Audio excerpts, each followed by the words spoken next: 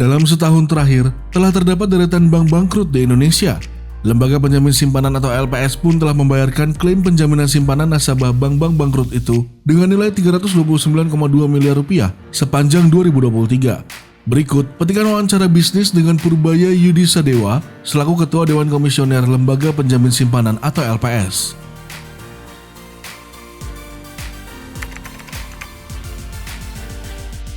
Kalau kita lihat BPR tidak lepas dari pergerakan ekonomi kan.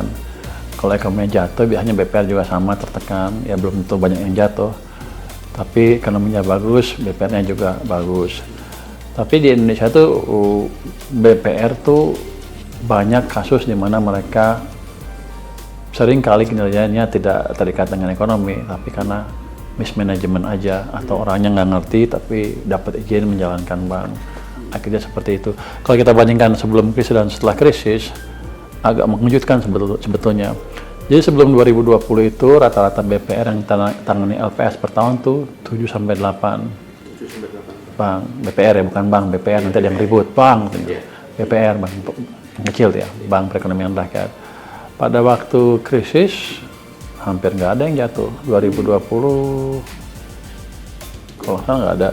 2021 kalau nggak salah, 2021 kosong, 2022 nggak ada, 2023 ada 4 pada waktu ekonominya mulai gerak lari. Jadi saya pikir sih dari tren itu menunjukkan bahwa walaupun masih ada yang jatuh setiap tahun, kemampuan manajemen dari BPR meningkat pelan-pelan secara bertahap. Kalau kita lihat dari permodalannya juga sekarang sudah cukup baik di 30,90%. Kreditnya juga lumayan, penyaluran kreditnya sekarang nggak kalah dengan perbankan komersial ya, bank umum ya, itu 9,27%. Oktober di ya 9,7 sampai 9,66%. Jadi nggak beda banyak dengan perbankan komersial. Kalau dari sisi bunga, mestinya sih dia bisa memberikan kredit dengan margin yang lebih tinggi sedikit dibandingkan dengan bank komersial. Karena dia bisa ya, bunga dia kan bisa ngasih bunga deposito lebih tinggi. Cuman dia ngasih kredit ke pihak yang biasanya susah mendapat ini kredit kan. Jadi bisa bunganya lebih tinggi juga. Marginnya biasanya sih lebih bagus, harusnya sih. Jadi harusnya sih BPR kalau dimanage dengan baik itu bisa memberikan potensi amat baik ke depan dan bisa memberikan dukungan yang baik ke perekonomian kita.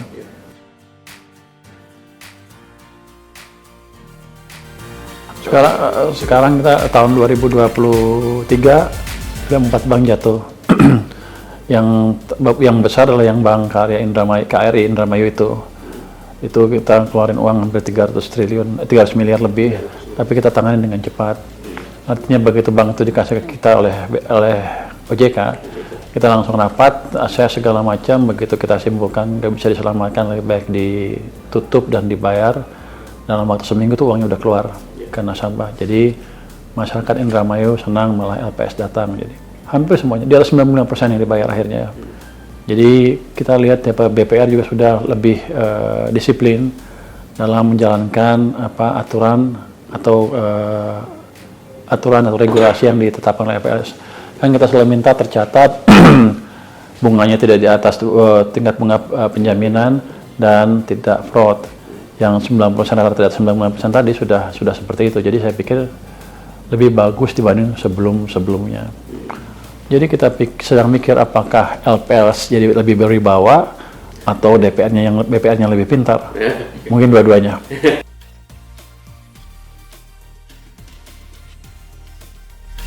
Saya juga sebagai ekonom, saya pikir harusnya kan berhubungan dengan ekonomi. Kalau lagi slow, banyak yang tutup. Ternyata enggak tuh. Bukan sebagian besar fraud, yang kita lihat semuanya fraud sampai sekarang. Jadi yang saya lihat ya, artinya ruang untuk BPR untuk hidup itu ada selama manajemennya dikelola dengan baik. Jadi itu PR yang utama untuk para pemilik BPR, atau pesan utama untuk pemilik BPR, manajelah BPR Anda dengan baik, karena peluang bisnis sana ada dan terbuka lebar.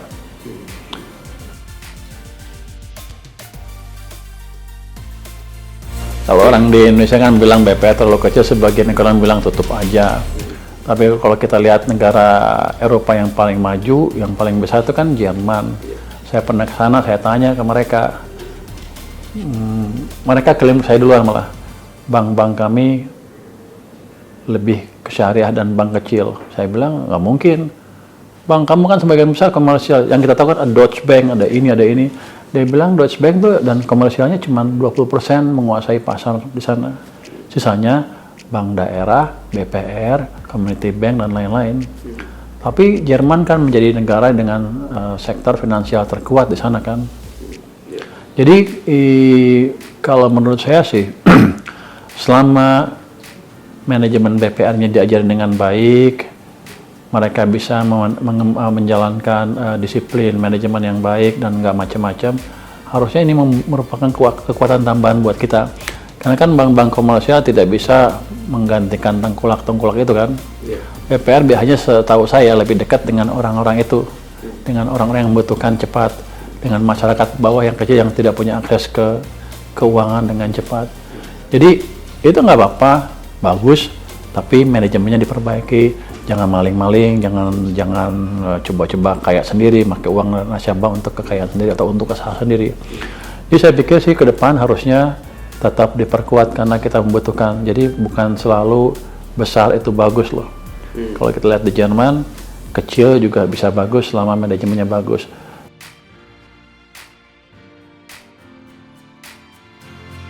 Kita nggak tahu, kita belum pernah mengkaji hal seperti itu. Dan saya pikir sih seandainya ada kajian itu pun pasti salah. Negara mana yang menjadi acuan? Kalau Jerman balik, kalau Amerika nggak seperti itu juga. Jadi tergantung keadaan ekonominya. Saya pikir yang penting adalah fokus. Manajemennya dimonitor, begitu jelek tutup, begitu bagus biarin tumbuh. Jangan ditargetkan saya tutup sekian bank. Jadi gerakannya itu kalau seperti itu nanti kita mengarah ke pembunuhan bank-bank kecil. Saya pikir harus dibiarkan terus tumbuh selama tadi manajemennya, pengawasnya dijaga dengan baik. Dalam pengertian ya kalau ngaco tutup, kalau untung biar dia tumbuh sesuai dengan bisnis yang biasa. Kalau di ekonomi kan itu kita menciptakan free kompetitif kan, boleh masuk boleh keluar, free entry free exit. Kalau ya rugi ya keluar, tutup. Kalau ada yang untung ya bisa biar aja masuk.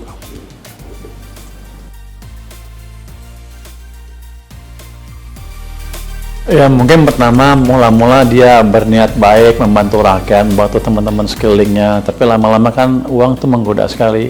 Begitu dia bisa melihat ada kesempatan, semua pasti tergoda.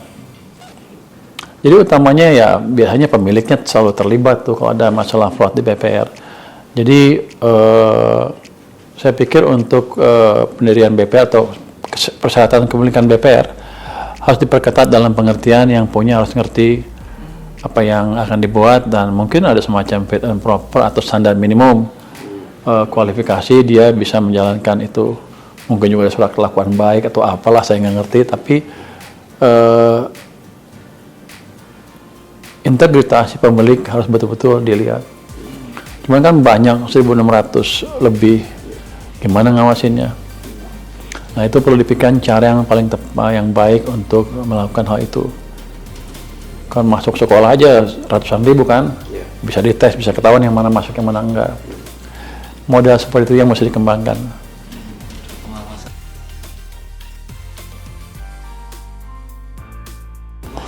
Ya kan modalnya juga kecil. Memang kalau kita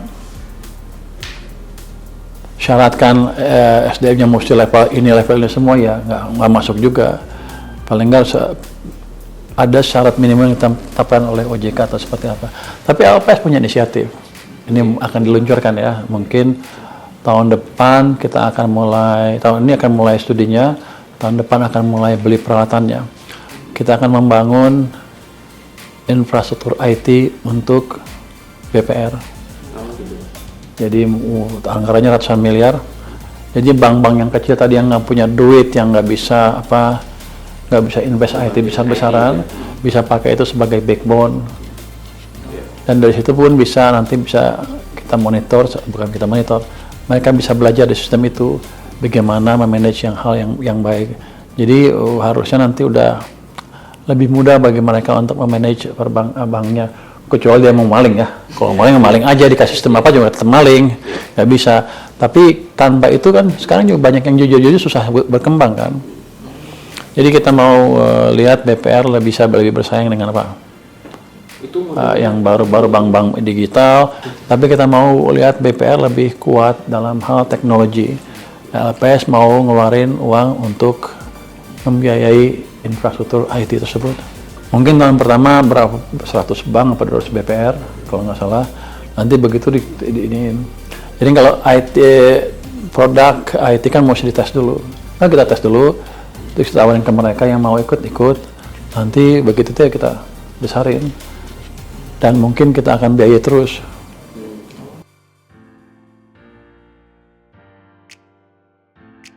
Karena BPR-nya bagus-bagus, ya enak kan, uang kita nggak keluar. Tadi yang satu bank di Indramayu 300 miliar itu nggak keluar, lebih baik uangnya saya baguinin IT, BPR-nya kuat. Tadi yang di Jerman bisa terjadi di sini, di mana bank-bank kecil bisa menopang pertumbuhan ekonomi Indonesia dengan lebih kuat. Jadi bukan dianaktirikan mereka, tapi dikasih alat supaya bisa bertahan, bisa survive. Tahun depan sudah akan kita anggarkan untuk mulai beli peralatannya. Mungkin setahun 2 tahun tes, habis itu kita bebaskan. Tapi yang makan nanti tergantung mereka, mau make boleh, nggak make juga nggak apa-apa. Yang gede-gede yang kaya mungkin udah ini ngerasa gengsi nggak apa-apa. Tapi yang kecil-kecil, yang di kampung-kampung, yang akses ke IT-nya susah dan mereka nggak punya kemampuan untuk mengembangkan IT karena terlalu mahal kan, bisa pakai itu.